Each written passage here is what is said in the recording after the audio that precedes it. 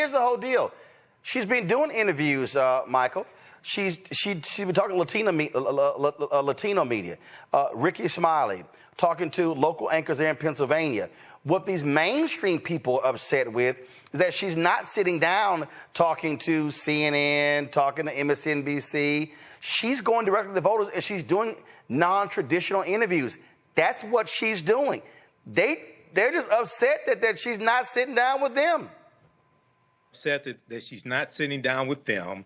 Now, she did do an interview on CNN with Dana Bash, and most of the questions that Dana Bash asked were right-wing conservative talking points put into the form of a question. What happened last night, I watched it last night. It was in Farmington Hills, Michigan. This was a fantastic virtual town hall meeting, and they took questions from voters. And what the problem here with mainstream media, keep in mind, we've talked about here on a number of times over the past 3 years, those hit pieces that the Washington Post, New York Times, other mainstream media had attacking Vice President Kamala Harris. And then they would do a 15-minute BS segment on CNN or MSNBC about those hit pieces. Okay, so now that she is so hot, right? Now they want sit-down interviews with the same person that you've been criticizing and dogging for the past 3 years. So she's circumnavigating the BS with mainstream media and going to Oprah, going to Ricky Smiley, going to African-American talk show hosts, also people like daytime talk show hosts. I think she was on either Jennifer Hudson or one of those shows, things like that. She's doing that type of media, okay? So she needs to keep doing that. She doesn't need to do I don't think she needs to do a lot of that mainstream media interviews. What happened last night with Oprah, they need more of that. That will garner more views and more interest than the mainstream media interviews like with Dana Bash on CNN. Yeah, I mean, I think what's interesting here, Matt. Look, I get it. We're still waiting for an interview with her. They've been promised that we're going to get one, and the bottom line is, she doesn't have to go to them.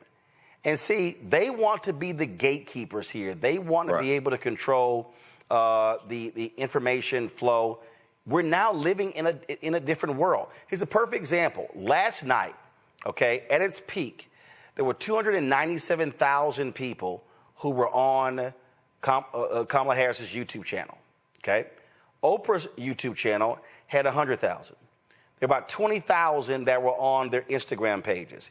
We had 10,000 watching on our page. Now, Facebook, I think Twitter had about 200-some-odd thousand. Facebook suppresses video content, news content, and definitely black news content. Oprah has 21 million followers on her Facebook page. There were only 1,700 people watching live on Facebook. Vice President Kamala Harris, her page, I think about 5.4 million, I think.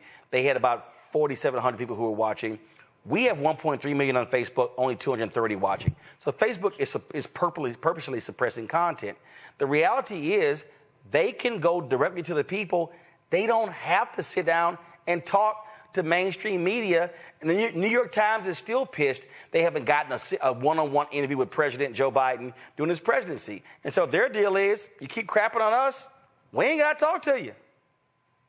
Yeah, I mean, I often agree with Michael on this show, but I think he hit the nail on the head in talking about, the reticence I would have if I were on her team and if I were her to do mainstream media interviews after you've been, doing everything you can to knock me down since I've been the vice president, right? So it's a supply and demand thing. The demand is overwhelmingly high. Everybody wants to hear from you, so you control who you talk to. And not only do you control who you talk to, you control how you talk to them, the narrative, right? The stump speech and the points that you're delivering every time that you speak. So, if she had an issue getting coverage to voters, then it would make sense for her to go on mainstream media and capitulate to Jake Tapper and whomever else thinks they get to control how her campaign gets its narrative out. But she didn't have to do that because the entire world wants to hear from her right now, so she can control who she talks to. And especially at this point when you have, as her own campaign manager has termed it, a quote, margin of error race, I think they have to be strategic in what they say, when they say it, and how they say it, especially because Mr. Walz, to much of his credit, has unfortunately had to put his foot in his mouth many times over the years. And I think they're trying to control any potential damage that could come from situations where they're not completely in control. So I don't think they have any duty to do that, nor do I think they have a need, because the demand is so high, they control the supply. Not only that, when your strategy is working, it's working. So remember I told you when the Teamsters made their decision not to endorse because of this so-called straw poll showing 59% of their voters wanted Trump and only 34% wanted Vice President Kamala Harris. And then all of a sudden you had Teamsters in Pennsylvania and Michigan and Nevada and California and all around the country supporting Vice President Kamala Harris. Well, guess what? The Teamsters General President Emeritus, Jim Hoffa, released his own statement, and he is not happy. Quote, this week, the International Brotherhood of Teamsters Union made a choice to not endorse a candidate in the presidential race between Vice President Kamala Harris and former President Donald Trump.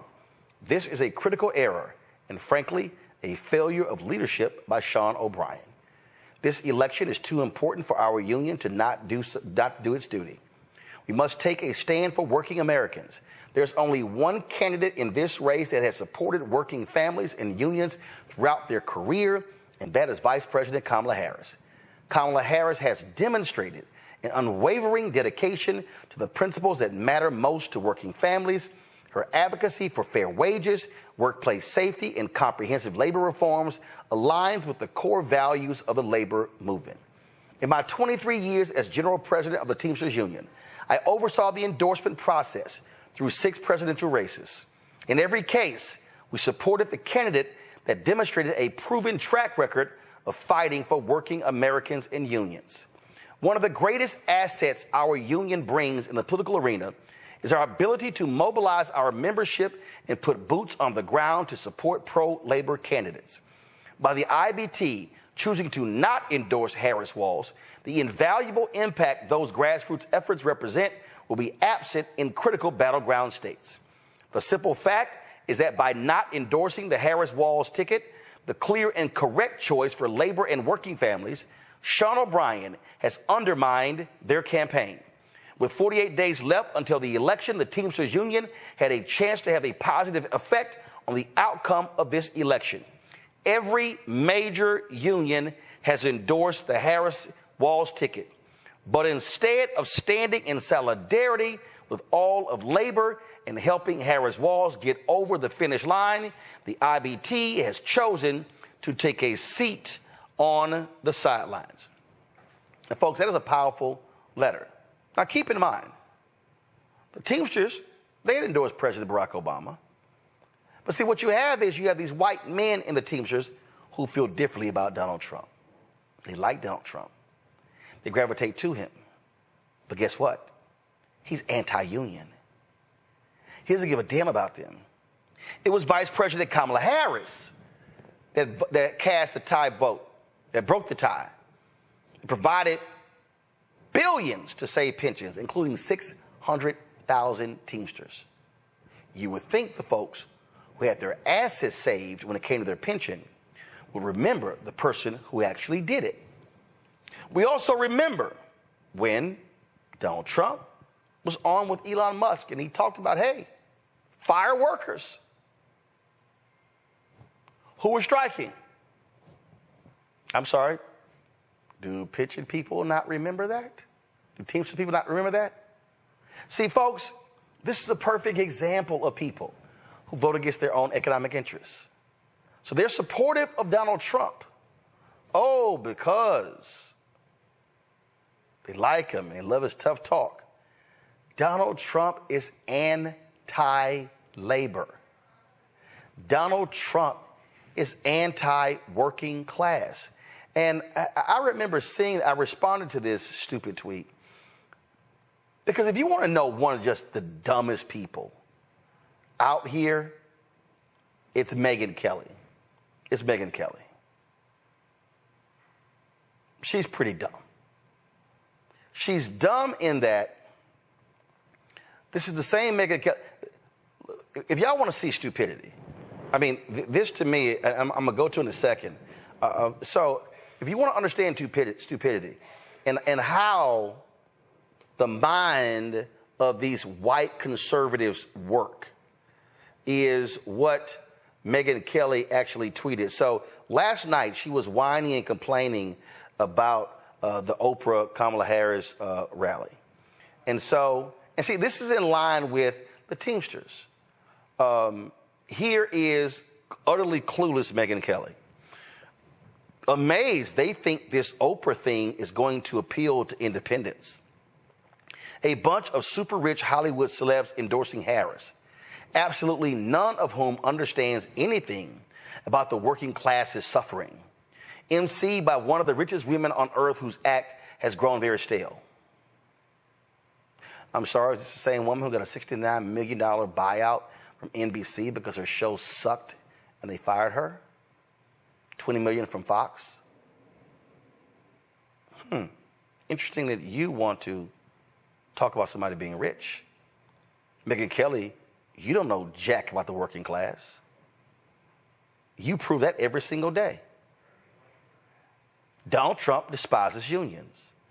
Donald Trump has stiffed small business owners, people who did the work at his casinos, but he said, I don't have to pay y'all. And then told them, fine, sue me. Then sued them back. But I need y'all to understand how whiteness operates. The Teamsters decision, and you see Hoffa criticizing it, and this nonsense from Megyn Kelly is a perfect example of how whiteness works. And how they don't understand the working class. Who save their pensions? Who has been called? Union people have said this administration is the most pro-union administration in decades.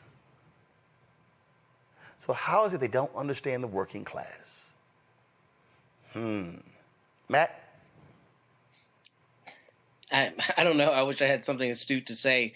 I mean, what I think you see that being is part and parcel with what Republicans are doing a lot, which is selling policy that is inconsistent with reality. I mean, it's like when you hear people in Texas, when you hear Governor Abbott say that he doesn't want to accept certain Medicaid funds or, federal funds. We're not going to accept federal funds when some large percentage of Texans need those and continue to vote Republican because they buy the abortion sound bites, or they buy certain sound bites that make them go vote Republican, despite the fact that the Republican Party is promulgating policy that's directly counter to their interest. That's because, to your point about whiteness, a lot of times whiteness in particular is what is leveraged to galvanize people whose actual political interests are different than what the Republican Party is selling. That's what you see.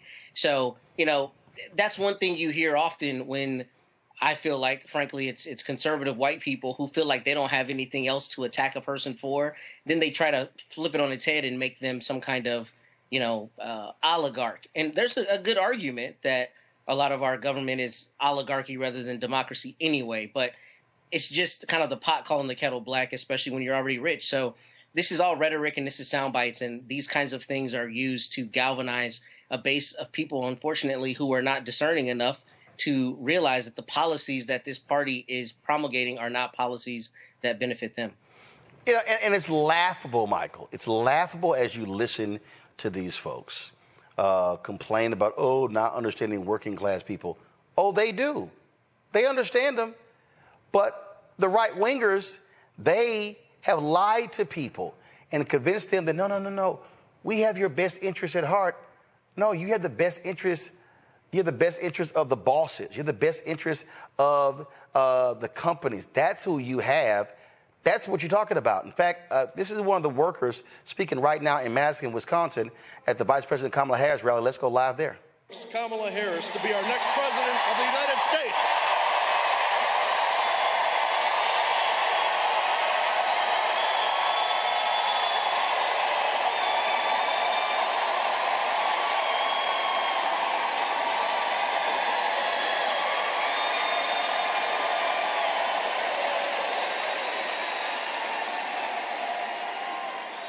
We are standing with over 1 million other Teamsters and retirees who have endorsed Kamala Harris because she spent her career fighting for working families and as vice president in the most pro-union administration in history, she worked with the Teamsters and other unions and our own U.S. Senator Tammy Baldwin to pass the historic Butch-Lewis Act, which saved the pensions of over 1 million retirees to date.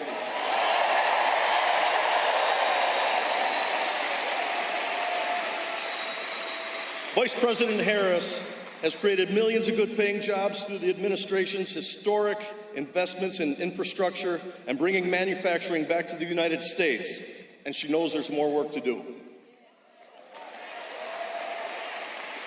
All right, folks, having an issue there. We're going to go back live to that rally in Wisconsin, so let me go ahead and get that all queued up for you there. And you see what the campaign is doing. They're very quickly pivoting to these workers, showing you exactly, showing you what they're doing. Okay, let's actually go. All right, guys, y'all got it. Let's go. Workers. Trump's Project 2025 agenda would go even further, attacking the abilities for unions to organize. The bottom line, Trump is a scab.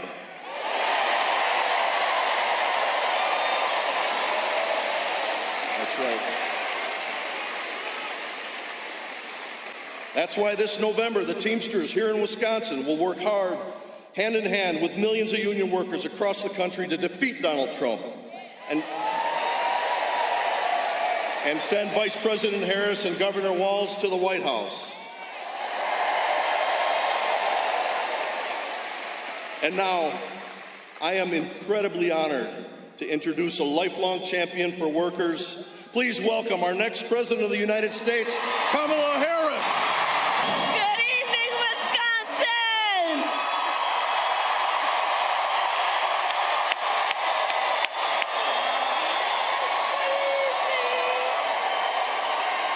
And it's great to be back in Madison!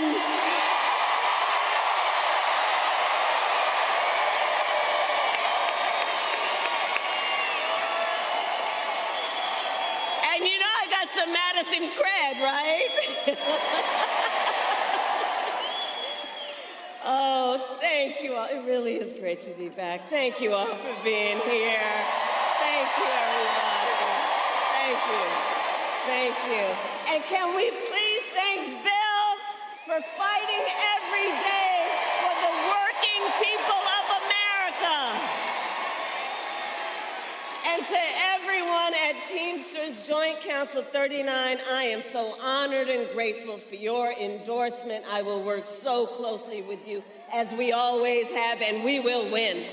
And we will win. And we will win.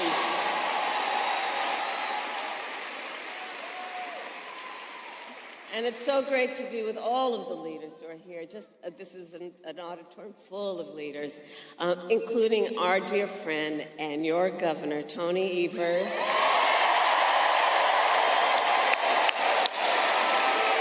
Senator Tammy Baldwin, who you will re-elect to the United States Senate. Representative Pocan. Mayor Rhodes Conway. And I have to give a special thanks to the mayor, because the last time I was in Madison, we went to the house where I lived when I was 5 years old, here in Madison. So many of you know, and my sister Maya's here, so our parents taught at the University of Wisconsin-Madison, and so we lived here for a period of time. So every time I land, the governor says, "Welcome home." So thank you all to all the leaders who are here, elected leaders and community leaders and just neighborhood leaders, family leaders, all that you are. Thank you. So here we are. All right, we got work to do. 46 days until the election. 46 days until the election. And what we know, this is going to be a tight race until the very end. So let's not pay too much attention to the polls, because let's be clear, we are the underdog in this race. and we have some hard work ahead of us. But here's the thing, we like hard work. We like hard work. Hard work is good work. Hard work is joyful work.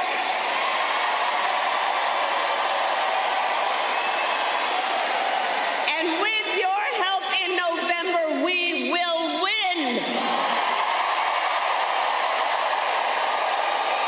We will win. So, some of you might have seen the debate last week that I had with Donald Trump. It was fun. And I talked about issues that matter to families across America, like bringing down the cost of living, investing in America's small businesses, protecting reproductive freedom,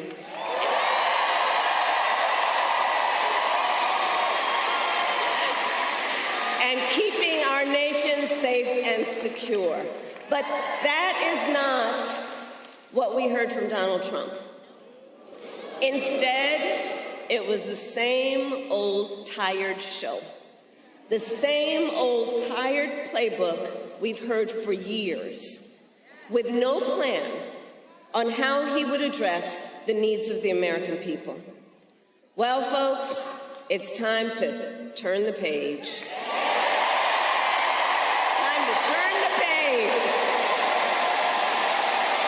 America is ready to chart a new way forward. We are ready. We are ready. We are ready for a new generation of leadership that is optimistic about what we can do together.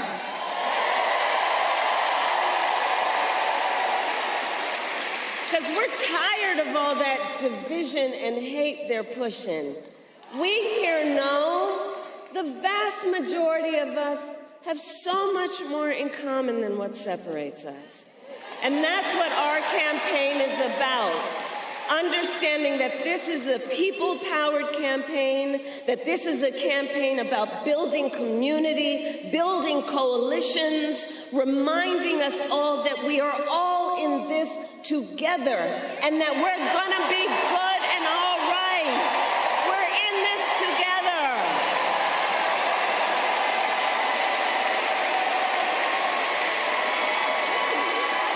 Which is why Democrats, Republicans, and Independents are supporting our campaign. Because they want a president, we want a president who works for all the American people. And I promise you that is the kind of president I will be. I promise that.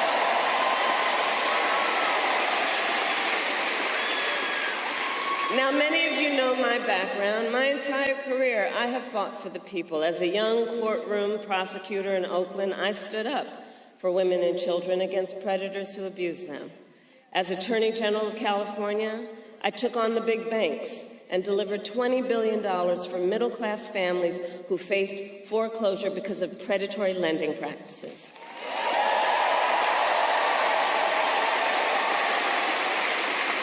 I stood up for veterans and students who are being scammed by the big for-profit colleges, and for workers who are being cheated out of the wages they were due, and for seniors facing elder abuse.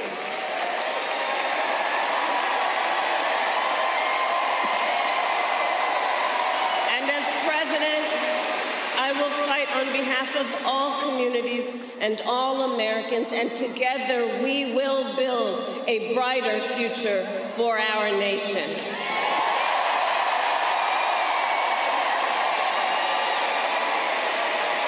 Together, we will build a future where we build what I call an opportunity economy, so every American has the opportunity to own a home, to build wealth, to start a small business.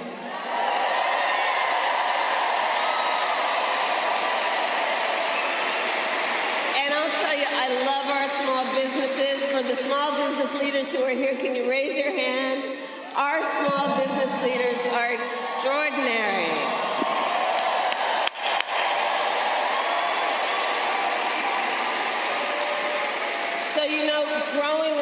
before our mother could afford to buy a house, we lived in an apartment above a child care center.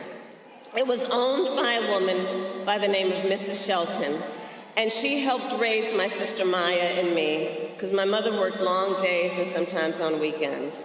We called Miss Shelton our second mother, and she was a small business owner.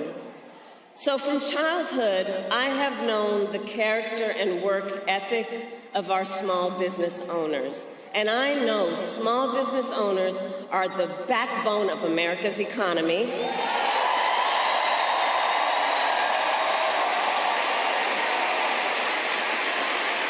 Which is why my plan offers a new way forward and will give a $50,000 tax deduction to help entrepreneurs start their small businesses.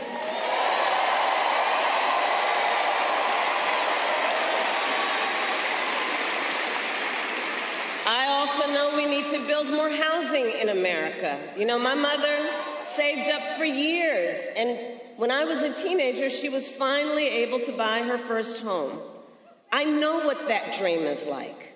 I know what it is like for people to work hard and to save up and have a dream that is about the dignity of their work and an investment in their future, the future of their family, an investment in the pride they so rightly deserve because of their hard work.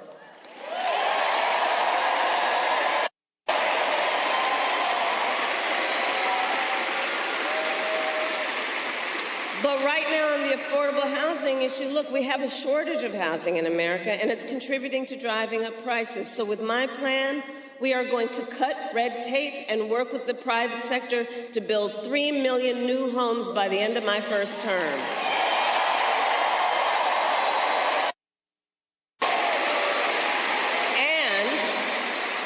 And provide first-time home buyers with $25,000 in down payment assistance so they can just get their foot in the door.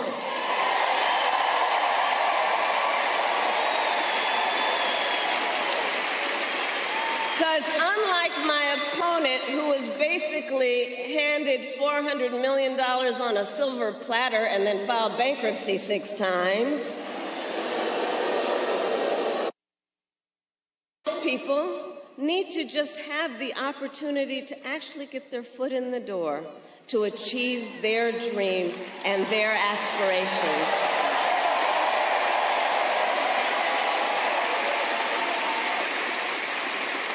We also need to lower the cost of living, because while our economy is doing well by many measures, prices for everyday necessities like groceries are still too high.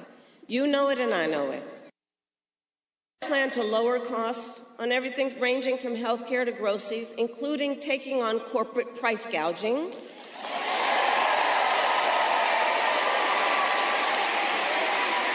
And my plan includes giving a tax cut to 100 million Americans, including $6,000, by expanding the child tax credit for the first year of a child's life to help young and new parents buy a car seat, a crib, baby clothes, in that most significant phase of their development.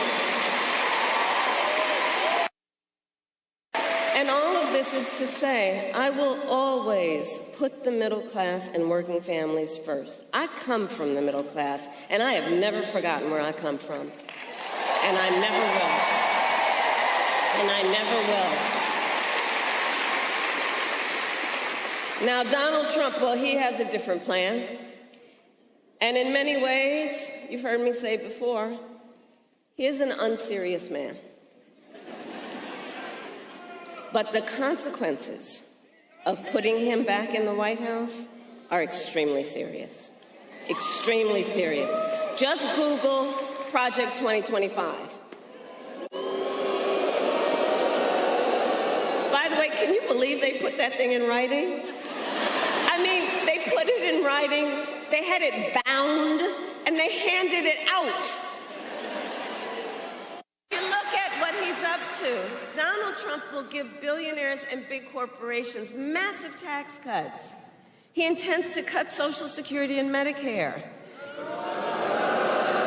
And he wants to impose what I call a Trump sales tax, because here's the thing. What he is proposing would be a 20% tax on everyday necessities, basic necessities, which economists estimate will cost and they handed most it out. working families more than $4,000 a year extra. Think about that. And on top of all of that, he intends to end the Affordable Care Act. Remember, he tried 60 times when he was president. In fact, together with Tammy, I was a United States Senator on the floor. I don't know where she is right now, but she'll remember, and we've talked about this. We were on the floor of the United States Senate in the middle of the night when one of those votes was up, when they were trying to get rid of the Affordable Care Act. And we were all standing around after we all voted to protect the Affordable Care Act. And we were all standing around. And then the big wooden doors to the Senate well opened. And in walked the late, great John McCain. Remember that? And he said, no, you don't. He said, no, you don't. Remember that?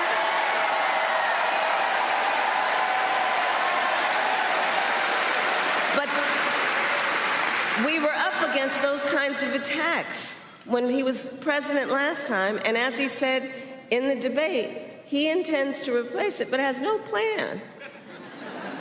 In fact, he has, quote, concepts of a plan. No actual plan, concepts.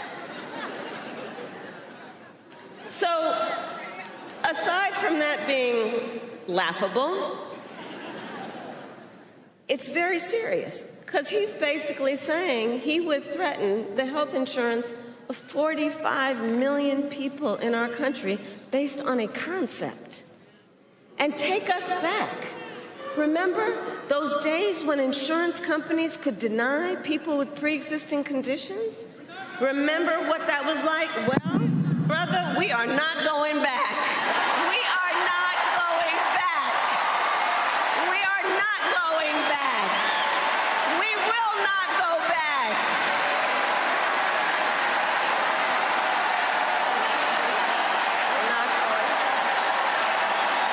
We're not going back. No, we are not. We will move forward. And just like Wisconsin's state motto tells us, forward is where we go. Forward is where we go. Because ours is a fight for the future.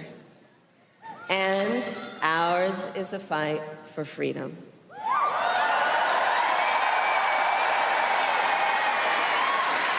Like the fundamental freedom of a woman to make decisions about her own body and not have her government telling her what to do.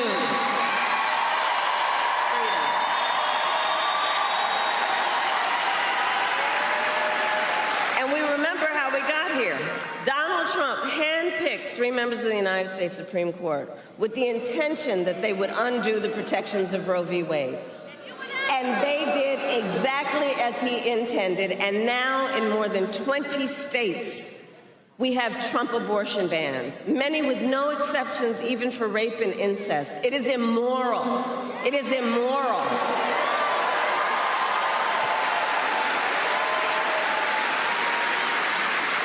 And let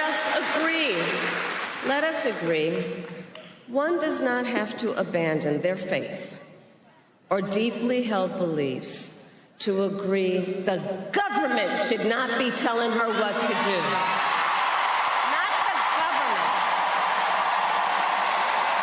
Not the government.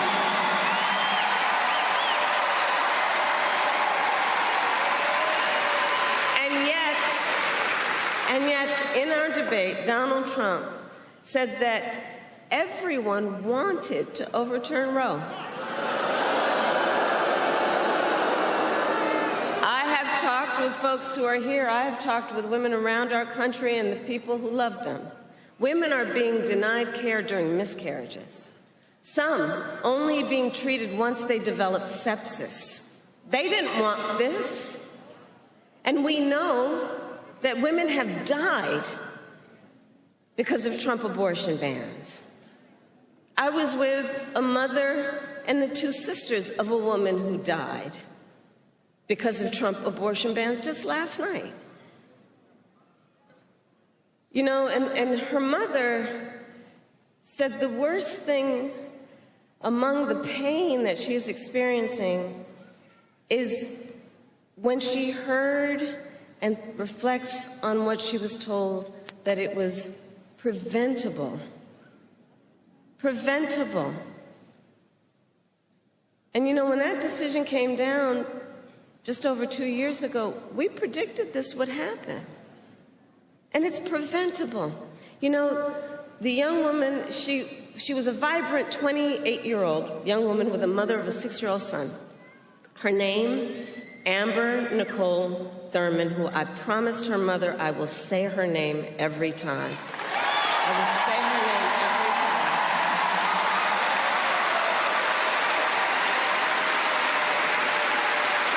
And so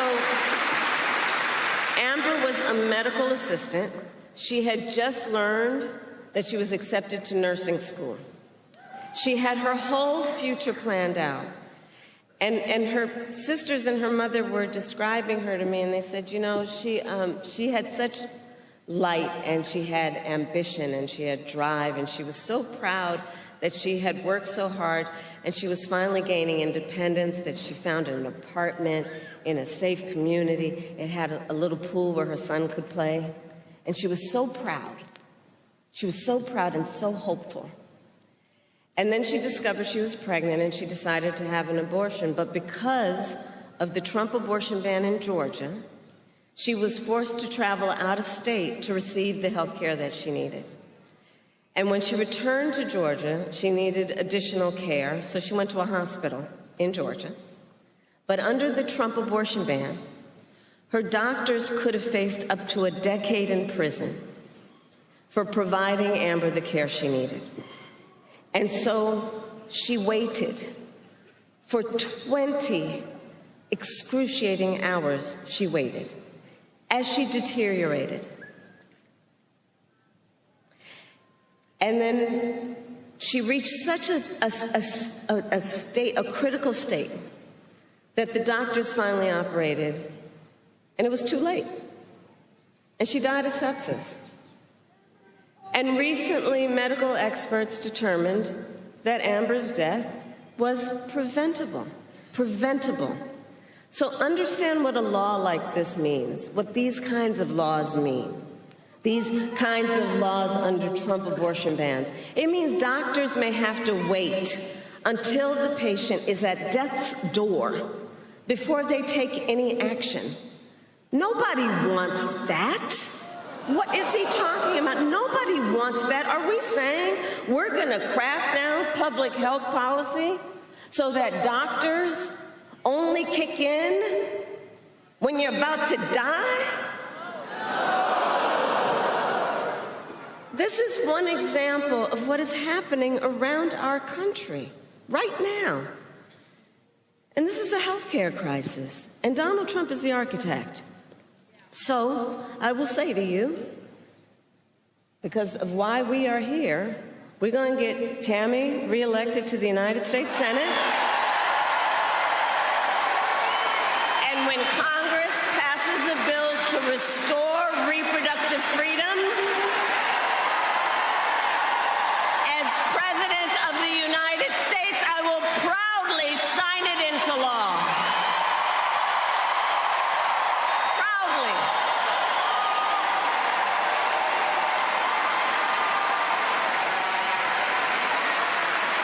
And across our nation, we are witnessing a full-on assault on other hard-fought, hard-won fundamental rights and freedoms, like the freedom to vote, the freedom to be safe from gun violence, the freedom to join a union,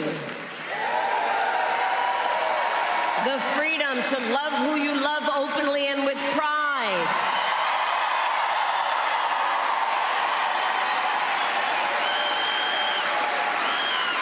So we know what we are up against. We are clear-eyed about what we are up against. And we remember that generations of Americans before us led the fight for freedom. And now, the baton is in our hands. Now, it's in our hands. It's in our hands.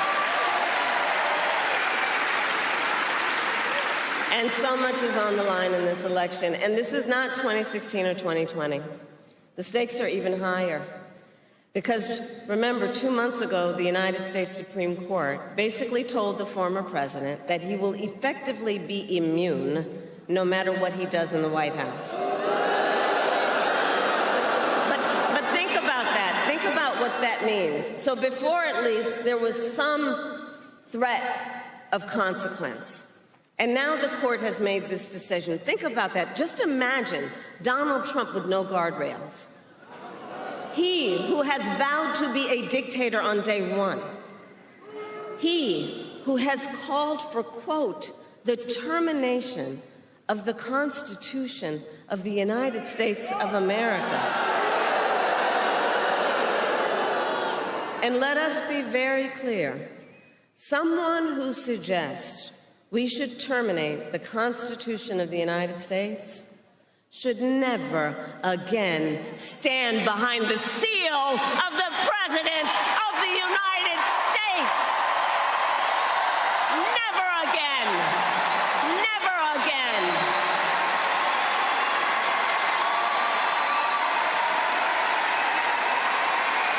Never again.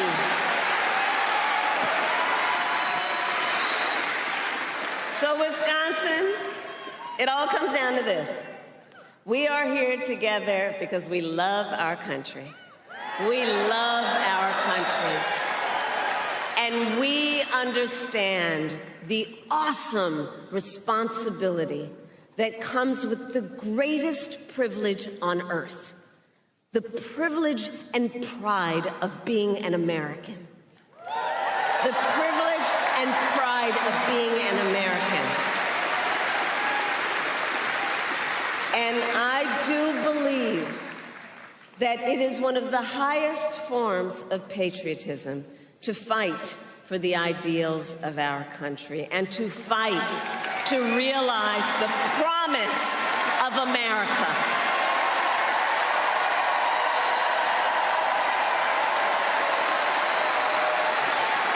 So, Madison, Election Day, yes, in 46 days, and early voting has already started in some states.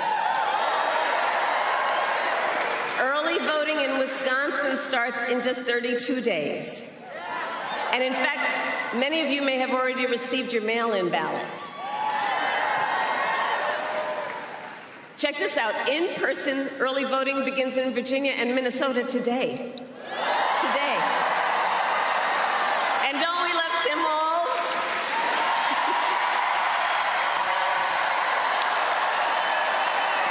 He's so good. He's so good.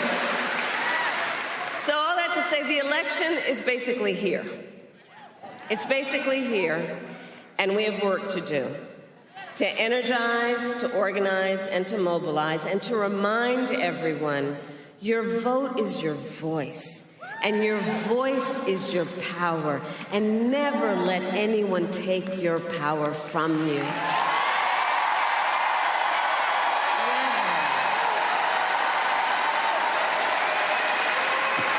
So, Madison, today I ask you, are you ready to make your voices heard? Do we believe in freedom? Do we believe in opportunity? Do we believe in the promise of America? And are we ready to fight for it? And when we fight, we win. God bless you, and God bless the United States of America.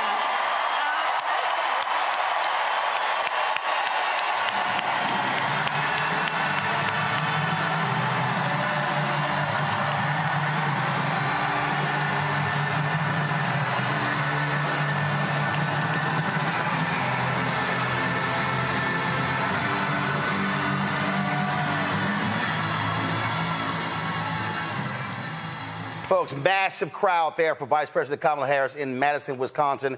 Wisconsin is a critical state. When you look at polling data right now, it shows that she's up anywhere from 1 to 2 points there in Wisconsin.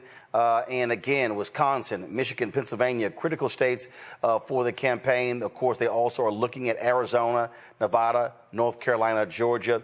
I'm going to go to my panel here. It's very interesting here, Matt and Michael, because you know, you got your mainstream media who's constantly complaining about the lack of media interviews. And so I was watching a video a little bit earlier, and it was Jake Tapper was questioning Keisha Lance Bottoms, and he was sitting here going, well, you know, why is she not doing more interviews, talking about policy, talking about you know, taking these media questions, and Lance Bottoms said, well, she's been kind of busy.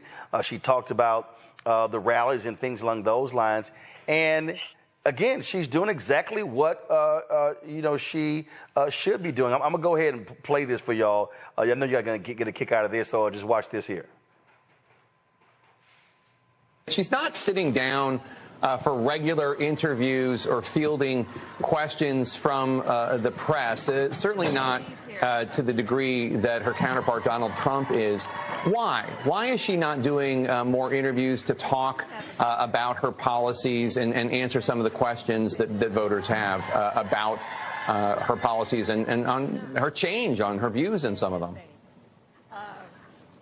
Well, Jake, she's done interviews, and I know that we would love, or you would love, to see her sit down every single day with CNN and do interviews, but she's a very busy person. Now, she's a very busy person, but here's the whole deal. She's been doing interviews, Michael. She's been talking Latino media. Ricky Smiley, talking to local anchors there in Pennsylvania. What these mainstream people are upset with is that she's not sitting down talking to CNN, talking to MSNBC. She's going directly to voters, and she's doing non-traditional interviews. That's what she's doing. They're just upset that she's not sitting down with them. Upset that she's not sitting down with them. Now, she did do an interview on CNN with Dana Bash, and most of the questions that Dana Bash asked were right-wing conservative talking points put into the form of a question. So what happened last night, I watched it last night. It was in Farmington Hills, Michigan. This was a fantastic virtual town hall meeting, and they took questions from voters. And what the problem here with mainstream media, keep in mind, we've talked about here on a number of times over the past 3 years, those hit pieces that the Washington Post, New York Times, other mainstream media had attacking Vice President Kamala Harris. And then they would do a 15-minute BS segment on CNN or MSNBC about those hit pieces. Okay, so now that she is so hot, right? Now they want sit-down interviews with the same person that you've been criticizing and dogging for the past 3 years. So she's circumnavigating the BS with mainstream media and going to Oprah, going to Ricky Smiley, going to African-American talk show hosts, also people like daytime talk show hosts. I think she was on either Jennifer Hudson or one of those shows, things like that. She's doing that type of media, okay? So she needs to keep doing that. She doesn't need to do I don't think she needs to do a lot of that mainstream media interviews. What happened last night with Oprah, they need more of that. That will garner more views and more interest than the mainstream media interviews like with Dana Bash on CNN. Yeah, I mean, I think what's interesting here, Matt. Look, I get it. You know, we're still waiting for an interview with her. They've been promised that we're going to get one, and the bottom line is, she doesn't have to go to them. And see, they want to be the gatekeepers here. They want to be able to control the information flow. We're now living in a different world. Here's a perfect example. Last night, okay, at its peak, there were 297,000 people who were on Kamala Harris's YouTube channel. Okay, Oprah's YouTube channel had 100,000. There were about 20,000 that were on their Instagram pages. We had 10,000 watching on our page. Now, Facebook, I think Twitter had about 200 some odd thousand. Facebook suppresses video content, news content, and definitely black news content. Oprah has 21 million followers on her Facebook page. There were only 1,700 people watching live on Facebook. Vice President Kamala Harris, her page, I think about 5.4 million, I think. They had about 4,700 people who were watching. We have 1.3 million on Facebook, only 230 watching. So Facebook is purposely suppressing content. The reality is they can go directly to the people. They don't have to sit down and talk to mainstream media. And the New York Times is still pissed they haven't gotten a one-on-one interview with President Joe Biden during his presidency. And so their deal is, you keep crapping on us, we ain't got to talk to you. Yeah, I often agree with Michael on this show, but I think he hit the nail on the head in talking about, the reticence I would have if I were on her team and if I were her to do mainstream media interviews after you've been, doing everything you can to knock me down since I've been the vice president, right? So it's a supply and demand thing. The demand is overwhelmingly high. Everybody wants to hear from you, so you control who you talk to. And not only do you control who you talk to, you control how you talk to them, the narrative, right? The stump speech and the points that you're delivering every time that you speak. So, if she had an issue getting coverage to voters, then it would make sense for her to go on mainstream media and capitulate to Jake Tapper and whomever else thinks they get to control how her campaign gets its narrative out. But she didn't have to do that because the entire world wants to hear from her right now, so she can control who she talks to. And especially at this point when you have, as her own campaign manager has termed it, a quote, margin of error race, I think they have to be strategic in what they say, when they say it, and how they say it, especially because Mr. Walz, to much of his credit, has unfortunately had to put his foot in his mouth many times over the years. And I think they're trying to control any potential damage that could come from situations where they're not completely in control. So I don't think they have any duty to do that, nor do I think they have a need, because the demand is so high, they control the supply. Not only that, when your strategy is working, it's working. Last night, go ahead and play the video. This was last night. Thousands, again, hundreds of thousands were watching. Go ahead and roll it. Go ahead and roll it, guys. So they had about 400 audience members last night. You had about 1,000 people on video monitors. And again, you had hundreds of thousands of watching. If I go to YouTube right now and I click live to see how many people last night, when I click, let me see, hold up, let me go right over here. Give me 1 second.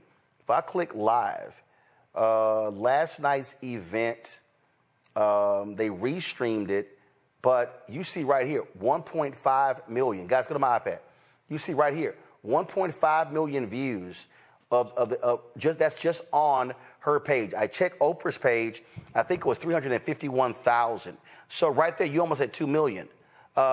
Just for the point here, for the people who are at home watching, let me show y'all this here. Y'all gonna get a kick out. Y'all gonna get a kick out of this.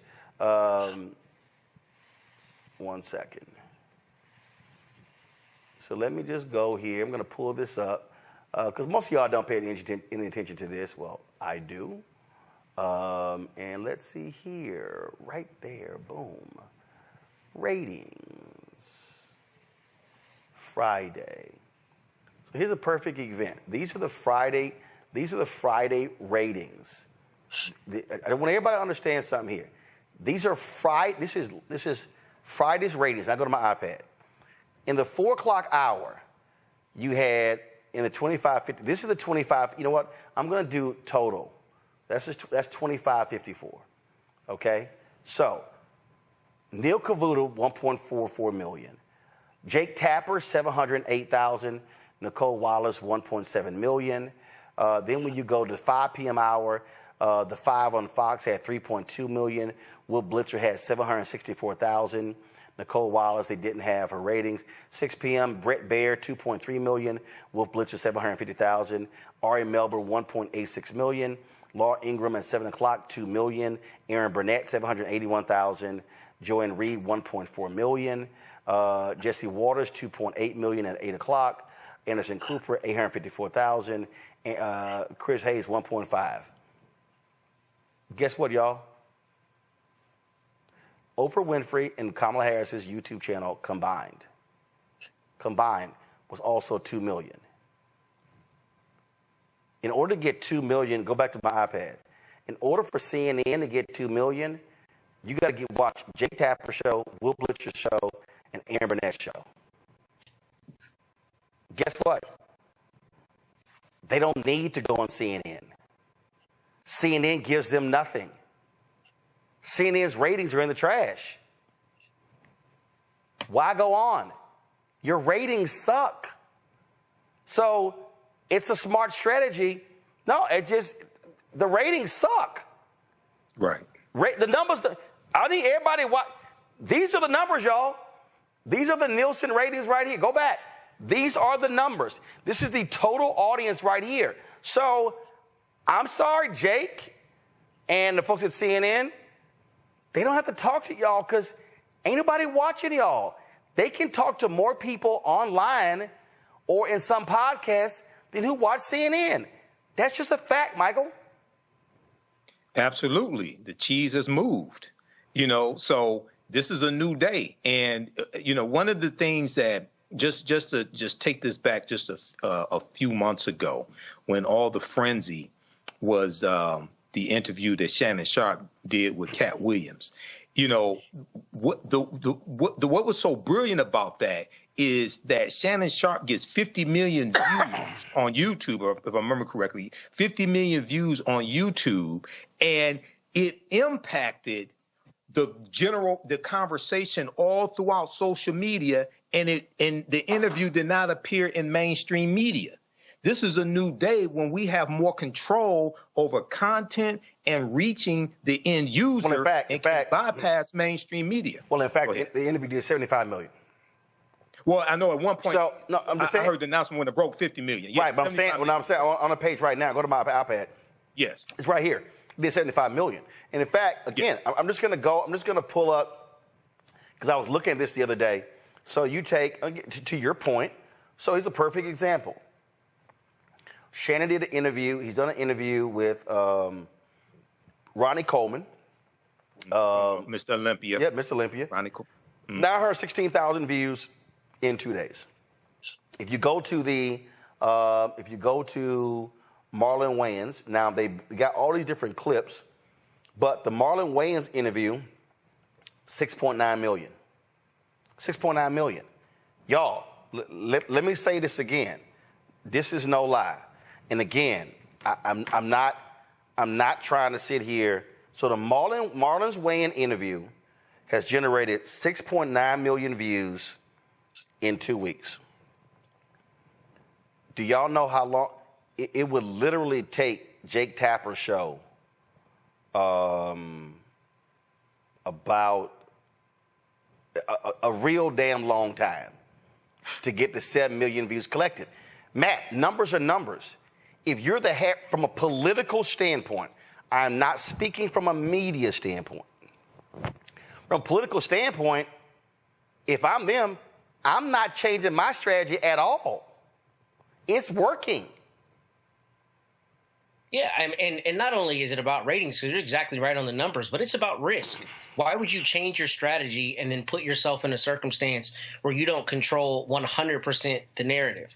And here's the thing, back in the day before social media, the only channels by which you could get things out, at least on a mass scale, would be mainstream media. So if you refuse to talk to CBS or Cronkite, whoever 40 years ago, that could have a measurable effect on how much your message gets out.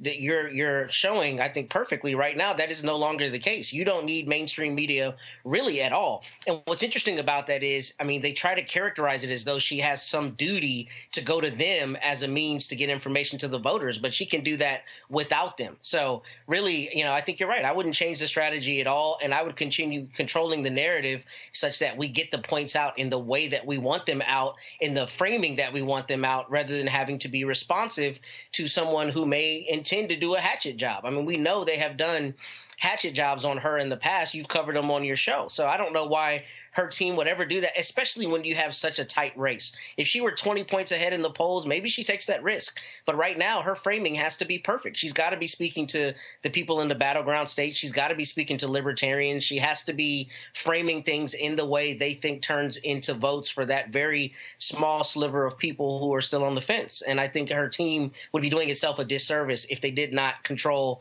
as much as possible the flow of information and to whom they give that information. Also, Michael, I mean, let's be real clear. I think it's BS for media folks to keep saying, oh, we need to be talking to her about policy. She literally talks about policy in her speeches. She's laying out policy. She's unveiled proposals. So that's just crap. You said it best. The Dana Bash interview, most of it was, Trump says this, how do you respond? That's all it was. And so I'm like, why am I going to sit here and listen to that? I mean, it's just, again, I understand it. I want to sit down with her. I have some questions.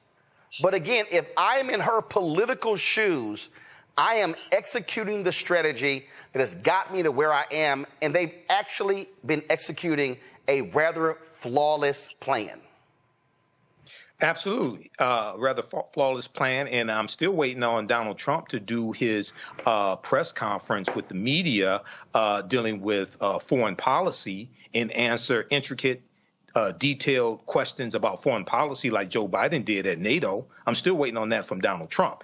But yeah, the Harris-Walz campaign needs to keep doing what they're doing. And they're taking questions like that virtual town hall last night. They're taking questions from real voters, from real people about their concerns.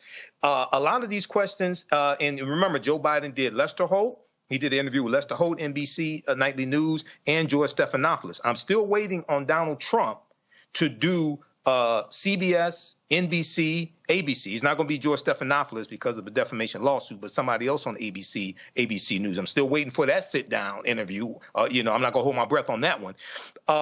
So, yeah, they need to continue, but hopefully we get the interview soon, Roland Martin Unfiltered as well.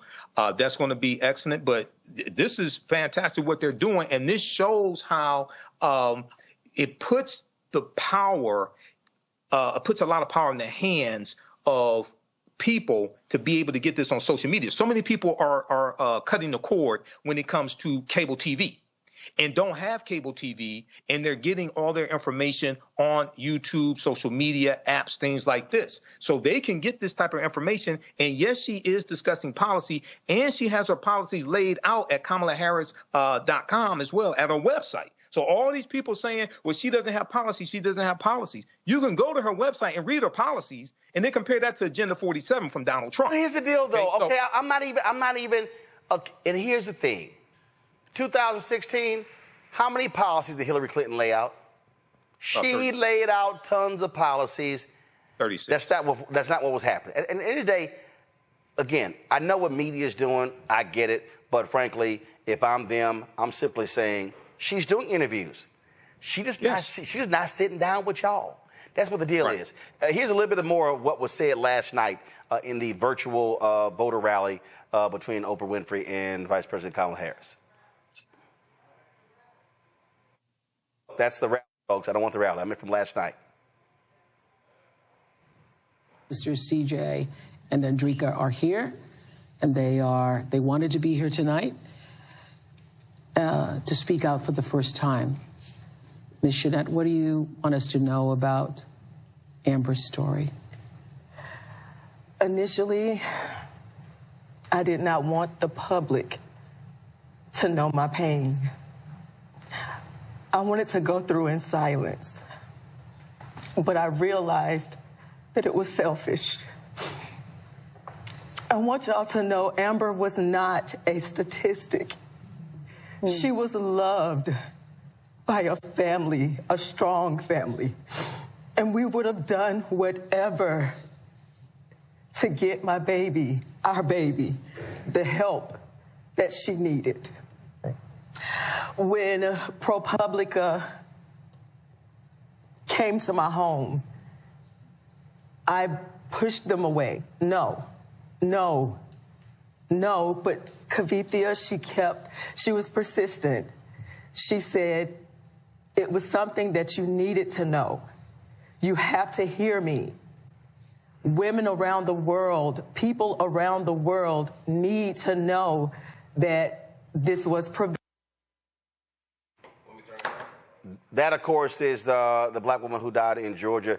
The vice president referenced her in Madison, Wisconsin, and Atlanta. That is a powerful story, and Republicans, it's got them on their heels, Michael.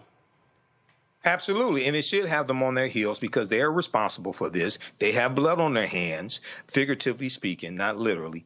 And Donald Trump took credit for overturning Roe versus Wade, and this is an example of how elections have consequences once again. There's 3 Supreme Court justices, and the other part to this is even though this is women's reproductive rights impact men as well. And what I mean is when you have a woman like Amber Thurman who dies, that impacts the men in the family also. So a lot of times this gets painted as just a women's issue. No, it's not.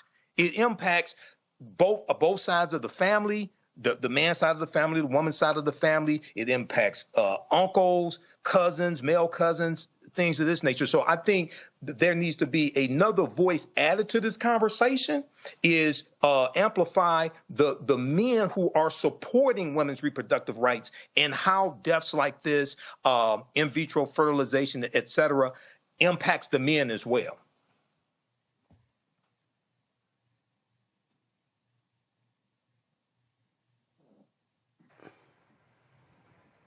Matt, go ahead. I mean, I didn't get a chance to watch the segment. I've watched it as much as you've been playing it here today. And you know what I was thinking about earlier during the rally that I'm really interested in seeing if anybody's done any polling on is libertarians and their response in this election. And maybe you've seen it, maybe you have numbers on it, but it really struck me that the refrain she was using about freedom, especially in the context of reproductive freedom, seems to me to be something that would really resonate pretty strongly with anybody who is a libertarian, who identifies that way, or who is, I guess, freedom-minded beyond being a part of one of the 2 major parties, to the extent that, you know, that's the thing that has not made sense to me about this particular aspect of healthcare policy. I don't see how you can advocate for unbridled freedom, but then demand that the government controls people having freedom as it relates to their bodies, even if you don't agree with the decision to exercise the right to an abortion. I don't understand how you can be for freedom and against that being an option that people can take, even if you aren't one of those people. So I tell you that to say, I mean, I think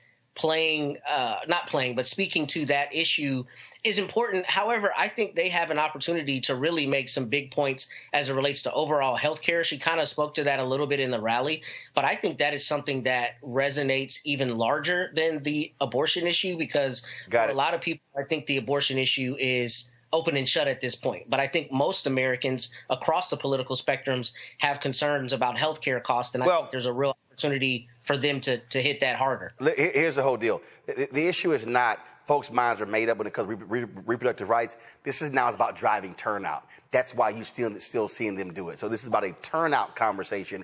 Is that about changing somebody's mind, somebody's undecided? It's about actually driving the numbers out on the particular issues. Matt, Michael, I appreciate it. Thank you so very much for everything.